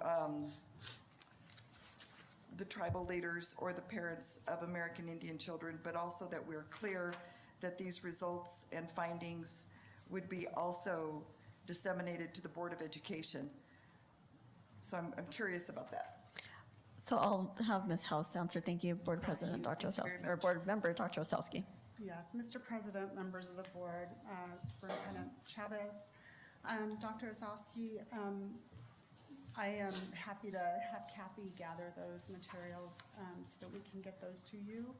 She does have to keep and maintain a portfolio with all of that information as a part of the policies and procedures. And so she has all of that within her minutes as well, and we can get all of that together and send it to I you. appreciate that because I think that's important anytime that there's a survey from any group, not just this particular group. But do we need to be clear in the IPP that those results will be shared with the board, as they should be? So the IPPs are more for the tribal Department of Ed. So I'll have to consult with Kathy to see if that even can be amended, because it comes to her through the grant with that template of what's expected. So When do we need to have this ready to go? Because it has to be uploaded by February 2nd. of course it does. So we're at the 9th, the 13th, 11th hour. What number is a bad number for deadlines so that we can't get this? So one reason, and I do apologize, we do wait until the Pueblo gives us these procedures and policies. So we ask and when they're able to turn them into us is when we receive them. That's right. Okay. And you'll see included in the information that she gathers to get to you, she meets not just what's outlined here, but she meets with the Pueblo of Isleta pretty often. And she includes in those meetings opportunities for them to ask more questions and get more clarity as well. So she's in constant communication with them. So Well, you'll see I that. saw in the IPP that there's at least quarterly reports. Is that Yes. correct? So I think that would be something that would be good to see on the superintendent's report. This is an Absolutely. important group with us, of course. And anytime we have these kinds of results, I was kind of flabbergasted to hear that we're collecting this data. And I know I've never seen anything. So thank you very much for providing the information.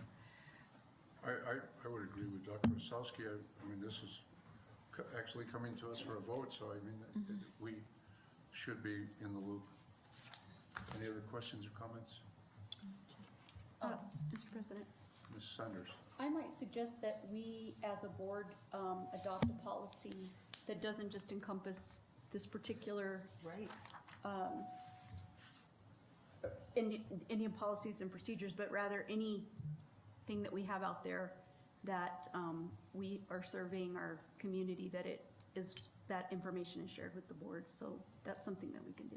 In a timely manner. Absolutely. Ms. Seymour, did you have any comments? No, I'm good. Thank you. Mr. Rickers? No. Okay, well, that said, we'll, let's stand for a motion. Mr. President, Dr. Osowski? I move that we approve item K, number 5, the approval of Los Lunas Schools 2026-27 Indian Policies and Procedures, IPPs for Isleta Pueblo.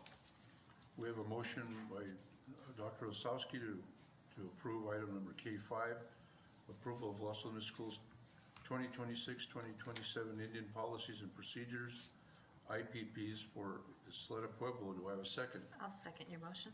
We have a second by Mrs. C. Moya. Mrs. Sanders, how do you vote? Yes. Mrs. C. Moya, how do you vote? I vote yes. Mr. Rickers, how do you vote? Yes. And Dr. Osowski, how do you vote? Vote yes. And I vote yes. That item is approved by a vote of 5-0.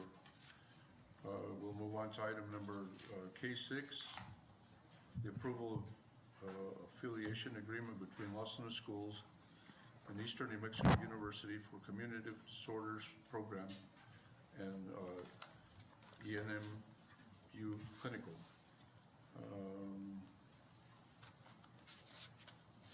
Mr. Rickers, you've asked for discussion. Yeah, I was reading through this, and I was trying to grasp exactly what it is doing, and sort of was able to catch some of it, but I really need an explanation of the program and what it does. It talks about students going to their facility, and that, are they going to Portales, or what? And who are these students? You know, so if I could get sort of a layman's explanation of this, it would be helpful. Yes. Board Vice President, Mr. Vickers, members of the board, what this agreement is, Eastern New Mexico University is growing rapidly with their online options for degrees. They have expanded now to offer a graduate program for speech-language pathologists. So this would extend our agreements that we have with Eastern New Mexico University to have their actual graduate students complete internships here in our district. So they're not our students, but they could be future employees. They're students of Eastern New Mexico University, graduate students. And they're in the speech-language pathology program. So they would be working here physically? They would be doing an internship similar to student teaching. SLPs have a student SLP experience. Okay, so they're college students pursuing graduate degrees. Yes. So that's what I wasn't quite grasping. I didn't know if it was our high school students involved or what it was. You know, when there's reports that are very detailed and complicated, like medical journal reports or things like that, usually there's an abstract at the beginning that gives you the overall idea of the program. So you don't have to read all the details. So that might be helpful. So you like the abstract of the program? It might be helpful just to have a paragraph or two. Here's what the program is, and you know, this is what we're asking for. So, That is definitely something we can do. yeah, thank you. You're welcome. Dr. Osowski, you also indicated discussion. Yes, thank you very much, Mr. President. So I'm looking on item 3 under health, and it says, so the students who would be student clinicians, if you will, coming into our facilities, working with our students, within 12 months after they've started, they have to have a TB skin test and various things that are listed, items A through H, within 12 months. That sounds a little bit risky here. The past 12 months. It says within 12 months of the clinical education start date. Okay. So I start now, I don't know about TB, and I get it in 11 months from now. I'm a little nervous about that. Same thing on number 4, trainings. Within 12 months, they have universal health care precautions, bloodborne pathogens. So in my 11th month of my clinicals, basically this is the clinicals, then I take care of knowing about how to handle bloodborne pathogens. I get my CPR certification because I may not have needed it in my first 11 months. Understand HIPAA regulations, abuse and neglect reporting, and I would add in here, we have nothing here about training on PII and FERPA. So within 12 months, we have students who, I just found that kind of risky, and I'm wondering what's the information on this, and thought Dr. about- Osowski, this is not explicitly stated here, but I am presuming they mean that you must have had these things within the last 12 months. In I other think I would words, like not 2 years ago, but in the last year, you've had all of these things. I hope that that's the case. Is that how we read it? Is that our expectation? Is that they had to have completed them within 12 months before they start us? Correct. Okay, very And good. as part of when they do come on, even if they are a clinician, a practitioner, well, clinical their clinicals, they do have to complete all of our requirements when they're starting as an employee here, as if they were an employee. Okay, and like our requirements include all of the items under 3 and 4? Can you tell me the page again? I just scrolled Sure, no away from problem. that page. I 2? apologize. Page 2? You've got it printed out if you want it. So the health, under health? Health, yes. Health. 3 is health and 4 is trainings. Correct. So they will have to go through the trainings, and they will all have to meet the requirements of what Eastern New Mexico facility, ENMU has for them. So I'm wondering if the students in here also have to complete our trainings as well, do we need to be explicit about that in this MOU or affiliation agreement? I'm sorry. We can add that. We can definitely, this isn't a time-pressed document, so we can add that information. I think I would like that explicitly stated, just so that there's no ambiguity, and it's for the protection of our students and other staff as well. And I'm also concerned about students that may not have been formally trained or have knowledge of this before, understanding PII and FERPA, because HIPAA is a good protection, but we have a lot of stuff under FERPA as well that I think are important, and we don't need those kinds of things. I mean, we have that expectation for our own staff, so that was something I was concerned with. I do not understand on 5, this is my ignorance, and I apologize. I don't know what HHS OIG list of excluded individuals, what is that? I know it's Health and Human Services OIG, what is that? It sounds like a scary list, so I wanted to know. So I believe, just knowing from the background checks and all the requirements we have to go through, there are 2 different background checks that have to be completed now, one through PED and one in our district. So I think that's part of all the language that occurs when they go through their background check, the different departments it does cover.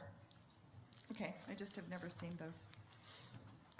I will tell you, when we do have SLPs that come in from graduate students from the University of New Mexico, and they often say, I already did my background check through the University of New Mexico. I don't need to do yours. And we say, no, if you would like to be an intern in Los Lunas Schools, you do have to complete the background check. I think I just like that very explicit, though. Yes. And when I go over to C, I'm now on the middle of page 4, in the bottom of page 4, and I'm under clinical facilities responsibilities. On number 6, provide the student with clerical or clinical supplies. What are these and who decides? Is that under our purview to decide? My point is, I could see, I'm not sure that ENMU would do this, but they would come in and say, you get to give these students all of these things that we may not give to any of our other employees that we wouldn't provide or whatnot. So who decides that? So that comes out of the Special Services Department as far as what supplies and resources the student will need to help support our students, because they do their internship. Could we be explicit that our staff decides that? We can. Okay. And on item 11, when required for accreditation and/or upon the school's request, provide the school with clinical education program information, reports, or other data. And is this other data? Is this for our individual students, not the clinician? I'm trying to use that language separately, because throughout this,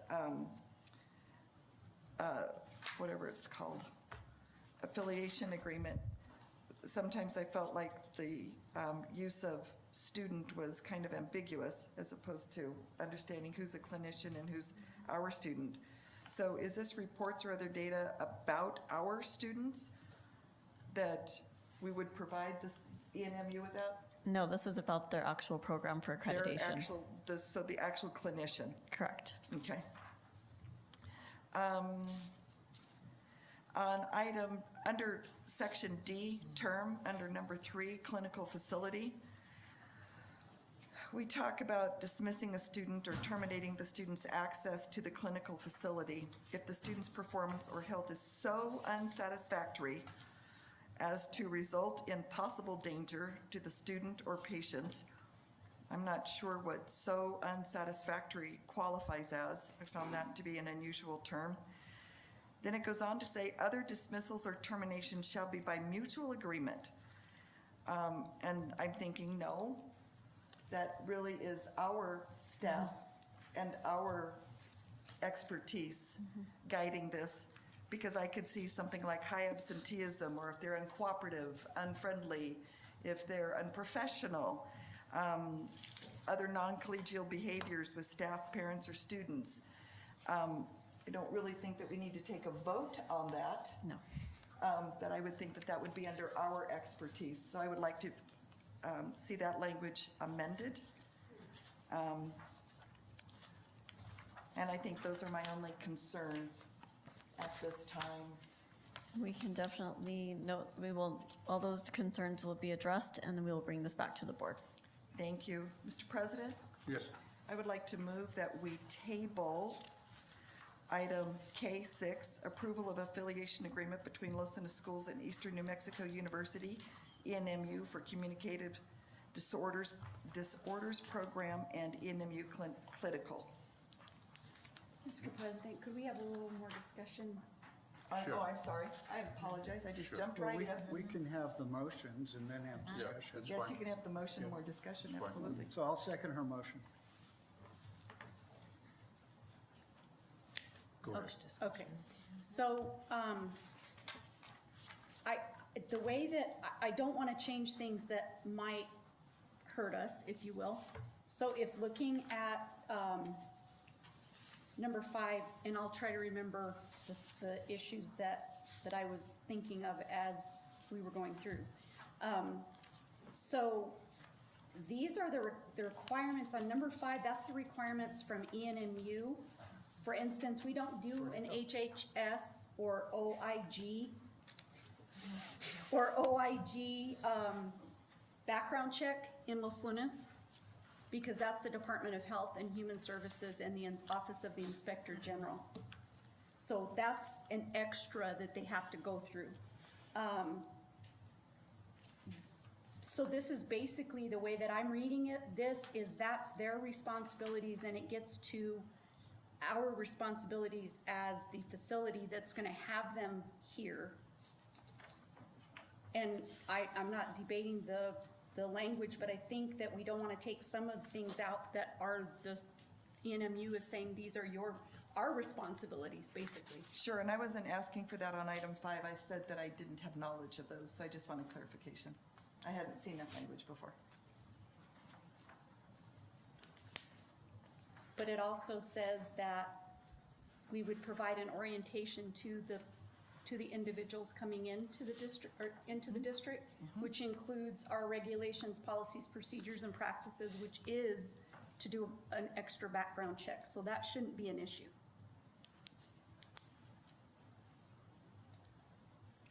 So does orientation automatically translate to requirements? No, but a practice does. I'm sorry, what? A practice does. Rules, regulations, policies, procedures, and practices. Okay, that's fair.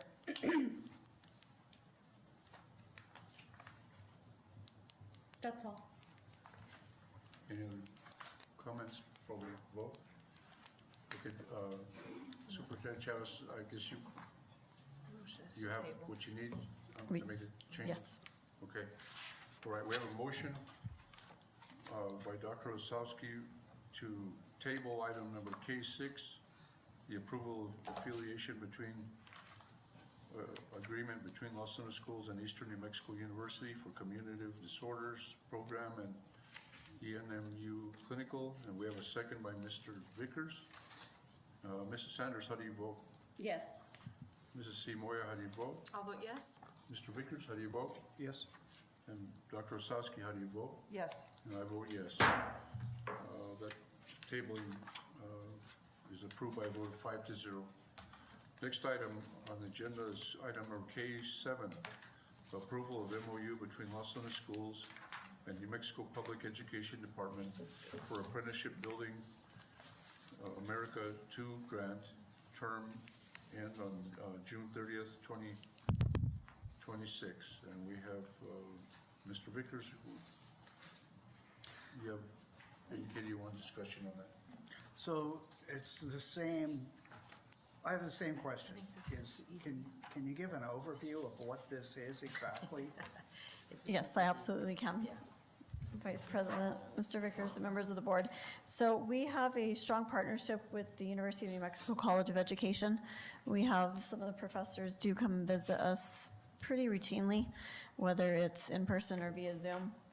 They did share this award that's out for school districts for our current students. So this would be our current students that are enrolled in Los Lunas schools. This is a pre-apprenticeship program. So it's the beginning of starting the teacher residency program for students who are interested in becoming teachers. So this would help support our current student mentor program for our students who are interested in becoming teachers. So this would help support that program that we've had. This is a smaller grant, it's $25,000, but it is available to a handful of school districts. We're one of the only school districts in the state that has a program such as this, where our students, our seniors, are able to be mentors and be paid by Los Lunas schools. And so this would be part of expanding the program and also a recruitment effort because some of our student mentors are now our employees, former student mentors, full-time employees. They have come back and they're actually in programs to become teachers, but they're already working for us as a full-time employee. So that would also help support our efforts to recruit. Okay, thank you. Mr. Vickers actually stole some of my thunder because I wasn't sure if it was going to be the student mentor program or the other parts of the teacher residency. And I saw 25,000. Is that amount down from what we've received in the past? This is the first time we've received this is the grant. first time. Have we received those other funds that in the past we've received? Let's see. I know we had talked about. For the teacher residency and educator fellows, We've taken some cuts. Did we take those cuts or did we receive them all? we've received the educator fellows. Okay, so We do this not is an currently have, additional amount. this is additional. This is a new grant that has started this school year. And when we initially talked to the professors from UNM, they did describe this grant and we said, oh, well, we have something similar. Could this support our efforts toward expanding this program? And they said yes. And this is, again, it's new. It's a pre-apprenticeship program for teacher residency. So the efforts are to really support educators rising. So students who are interested in becoming educators and growing our own. We know there's a high need for teachers in our state, especially in our district, and we'd like to offer that opportunity to our current students who are interested in becoming the future of Los Lunas schools. Sure, and I know Mr. Size has done presentations in the past to the board about the numbers and the success, and a very exciting program.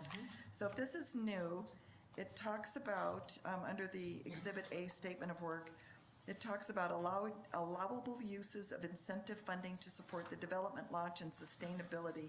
So without making an assumption, because we're using an existing program that we have developed, would this be for sustainability then? Yes. And do we have do we have an idea of how these monies will be spent? So we just received the grant in the last week. We've been waiting for this since the summer. So we're looking to support the funding for the program to actually pay some of our student mentors. This will not support the full amount. We use Idea B to help support that as well. But we're also looking to support our students that do want to become teachers and maybe use some type of an incentive for joining Los Lunas schools. So this, we anticipate the $25,000 going directly to our students. Correct. We don't anticipate any of those costs going to reasonable administrative personnel costs? It may go to support some of the sponsors, but we have our monthly meetings. We just had one last week with our mentors. They do attend where we support them with life post-secondary after graduation, and we also give them support on supporting their mentees. Okay, thank you very much. Those were my only questions. Thank you very much. Okay, any other questions, comments? No. All right, I would stand for a motion regarding item K7, approval of MOU between Los Lunas Schools and New Mexico Public Education Department for apprenticeship building America 2 grant, term ending on June 30th, 2026. So moved. We have a motion by Dr. Osowski. We have a second. I'll second. We have a second by Mr. Vickers. Ms. Sanders, how do you vote? Yes. Ms. Simoia, how do you vote? I vote yes. And Mr. Vickers, how do you vote? Yes. And Dr. Osowski, how do you vote? Yes. And I vote yes. That item is approved. Okay, we'll move on to item number K-12, approval of MOU between Los Lunas Schools and PSCOC for K21-003, pre-K for RGE/award modification. Mr. Vickers. I just wanted to hear the discussion on this, exactly what we're doing. So that's why I'd like to just make it clear what exactly we're doing, what's the modification. Thank you, Vice President, Mr. Vickers, and members of the board. We were invited to attend the PSCOC meeting in Santa Fe on Thursday, December 11th, when this award was on the agenda. The school board did approve an award language change in October of this past calendar year of 2025 to ask for that, in addition, to change the language basically from a pre-K center to a full rebuild for Raymond Gobaldon Elementary. So that was the request made into PSFA. The actual request for the actual grant was awarded to us in 2021. So we've had this for quite some time, what we're gonna do with the pre-K center for our students that attend Tiger Nation. So looking at what we have for Peralta, we have the pre-K center for our students that do attend schools that feed into Valencia High School. When you look at the plan originally for Raymond Gobaldon, it would have been a pre-K center for our students that feed into Los Lunas High School. So we've been going back and forth with this award for multiple years. There's been multiple leadership changes. And so we did meet with PSFA multiple times starting in August of 2024 regarding specifically this award and what steps we were going to take. We know that Raymond Gobaldon is in need of a new school, and that was our hope. We had asked for the award language to change so that it would go under the former cost share. That cost share has changed. It used to be much more favorable when this award was originally given. It is not as favorable today with the cost share that a school district pays for and PSFA. So that was our hope, that we would be able to have the award approved that way. What the PSCOC has decided is that we will need to rescind the award and start over for a new school for Raymond Gobaldon Elementary. So the pre-K center would no longer be the only award. We know that we need more than just a pre-K center at Raymond Gobaldon.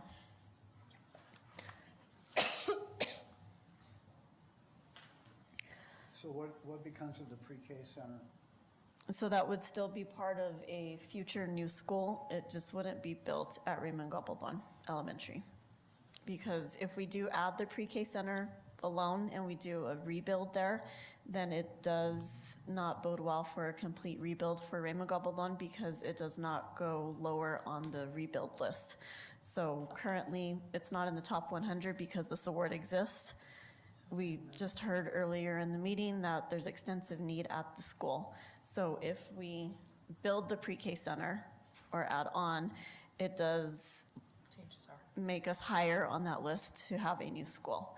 So at this point, it wouldn't be the best interest of that school to add on because we're not addressing the new campus that is necessary there.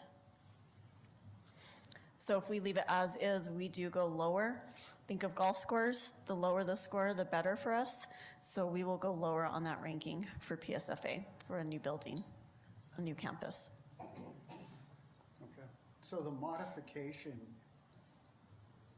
in a few words, is what? That we would rescind the pre-K award, it would be gone, and then we would apply for a brand new school because they did not accept the award language change that was originally proposed in October and approved by the board. We would apply for a brand-new school with a pre-K center? Correct, a full pre-K center. But not there, At a different location. at a different location. That was part of the suggestion, is that the proximity to Los Lunas Elementary and Raymond Gabaldon Elementary does pose a problem for school boundaries. And so we would be looking for a different location for that new school. For everything. So I'm sure we will hear more about this in future months. Yes, we would like to, we are working very much behind the scenes to look at next steps, and then we will be bringing that to the board as soon as possible. All right, that's all I have. Dr. Osowski? I just wanted to make sure that it was very transparent for the public that we were, because of the steps and because of the decision of the PSCOC, that we could not have the complete rebuild on its existing location. So we would have to rescind and start all over. However, I also wanted the parents of the RGE community to know and understand that the board is very aware of the needs at RGE, and the desire is still to provide a new school if we can possibly get it. So, I mean, they're deserving, it's necessary, but I just wanted that to be very clear for the public record. So I have no further questions. Any other comments, questions? No. And I would agree with Dr. Osowski on that. I think we really can't waste any more time. We need to come up with solutions before the next go-around to make that committee and eventually resolve that issue. So I stand for a motion at this time for item number K-12, approval of MOU between Los Lunas Schools and PSCOC for K21-003 pre-K for RGE/award modification. So moved. We have a motion by Dr. Osowski. Do we have a second? Second. We have a second by Mr. Vickers. Mrs. Sanders, how do you vote? Yes. Mrs. Simoy, how do you vote? I vote yes. And Mr. Vickers, how do you vote? Yes. And Dr. Osowski, how do you vote? Yes. And I vote yes. That item is approved by a vote of 5-0. We'll move to item number, or letter anyway, item L, new business, board member requests for topics for upcoming board work sessions and/or board meetings. Dr. Osowski. I have a few. I would like for work sessions, I would like to see if we could get our attorney back in here to clear up some of the trademark confusion that was presented in, during a public comment a few months ago. So I would like to see that clarified. I know I came out of there a little befuddled and unclear about what we paid for and what is trademarked and what is not trademarked. I know that we need more discussion and depth after our conversation tonight about Senate Bill 137 from the 2024 legislative session for online streaming accessibility for meetings. So I would like to see that to come up in a work session. Also, the strategic plan, the next version of this would be some summary of historic events. That would be very nice to see. I won't lead that one because I don't have that history, so I'm just punting that out there to somebody else who knows it. I'd also like to see some plans for the spending of three funds, specifically 24190, Title I, CSI, 27502, the CTE program, this is a pilot, and the 27584, Attendance Success Initiative. Those amounts that were left over, and what I heard a lot tonight was we have a plan for that. Great. The board, I would like to see those plans. I would also like to see the student transfer data for the 26-27 school year. Specifically, I would like it to include the number of students who have asked to transfer out, and this is by each school, and then students that are Los Lunas schools that want to transfer into a school, and then students external to Los Lunas schools that would like to come in. So I would like to see those things for the work session. For new business, I would like to add a topic, please, to have discussion and possible approval for going to 2 meetings per month, where board meetings per month, where one board meeting would be specific for board policy review, debate, discussion, et cetera, because we have made, our meetings are so long, we just cannot get to it. And that is one of our major obligations. So I'd like to see that as an agenda item for the next meeting, please. Thank you. Mr. Rickers? Main thing I'd like to see is work sessions need to be longer, I think, 2-3 hours, like an afternoon, rather than just an hour. We just barely touched the agenda for this one. So we really either need to pare down the agenda quite a bit or make the work sessions longer. I know that some of the members have full-time jobs and that's difficult, but I would want to see that. Ms. Seymour? Yes, I'd like to add to a work session the discussion of the board policies and the opportunity of what we can do with these board policies rather than rewriting board policies. I'm not a lawyer, and none of us are on this board. And I believe that in changing the language from the rented board policies that we purchase, any kind of an adjustment to that language places us legally liable for any actions that the board takes because of those changes, and kind of basically takes the responsibility off NMSBA board policy, who we purchase these from, and places it on this Board of Education. So I think I would like to see a discussion of how we can handle board policies rather than discussion in board sessions to rewrite. That would be one of my suggestions. I'd also like to voice too longer work sessions, and would preclude my work schedule. I would have to attend them remote as I am driving. So that limits what I have to view. So those please are. don't read and drive. Yeah, that's a concern of mine. So it was one of those things, I do believe that we can conduct meetings, and just as a reminder, we always want to stay in our lane as board members and oversight rather than rewrite script. So those are my comments. But I would like to see a work session specific to how this board, because we do have new members, can handle board policies. Mrs. Right. Sanders? Oh, I have a list.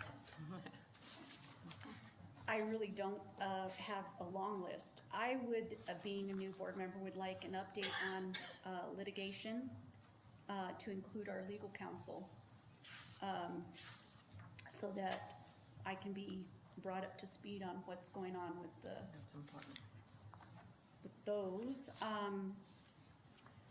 I would like to have a work session, which will probably take more than an hour, to discuss personnel positions, some history, organizational charts and enrollment by grade level, and where we've lost those kids.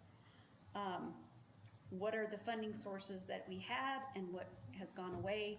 And I think that in order to really understand, at least 85% of the budget in a school district is personnel. So really, if you're gonna affect a budget, you have to look at what's happened with the personnel. So I think It's a good discussion. those, if we had a history of org charts, what our enrollment has done over the last few years, by grade level, we would know exactly where they're coming from, and maybe even where they're going. I know there's a code that gets put in for that.